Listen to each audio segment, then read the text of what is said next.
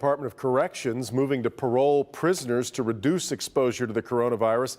Prosecutor Kim Worthy wants to make sure no criminal is released without their victim first being notified. Mara McDonald is live at the Frank Murphy Hall of Justice. Mara, prosecutor has a list that she would like people to see. She does, Devin, and we have put it up on clickondetroit.com because it's a pretty long one. And on it, you're going to see the Wayne County cases that Corrections is paroling. The question tonight is, are any of those prisoners' victims still around? The MDOC is going to release these prisoners, and we need time to find the victims that are connected to the crime. Those being paroled have no victim contact information, which can be for a couple of reasons. It's an old case from the 70s or 80s, or victims didn't register with the prosecutor's office. So it's taking us a while to find some of these victims, so this is an attempt to speed up the process so we can get these prisoners out of MDOC faster.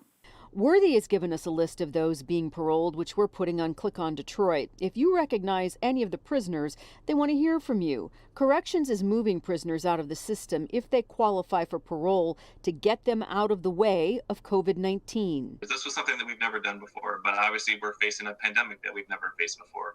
Corrections and the parole board have out of about 37,000 prisoners, between 4,000 to 5,000 who meet the requirements for parole. So they're trying to speed up the process.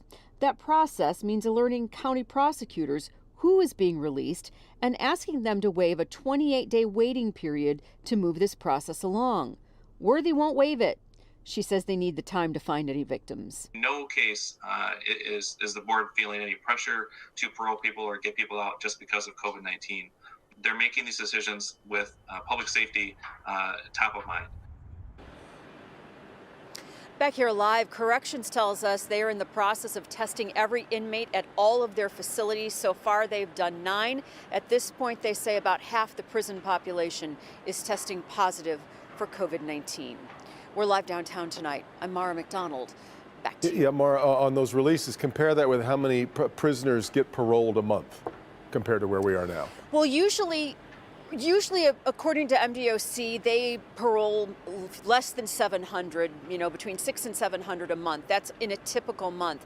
Now those numbers are up above 700 and sometimes closing in on 800. Yeah. Back to you. All right, Mara.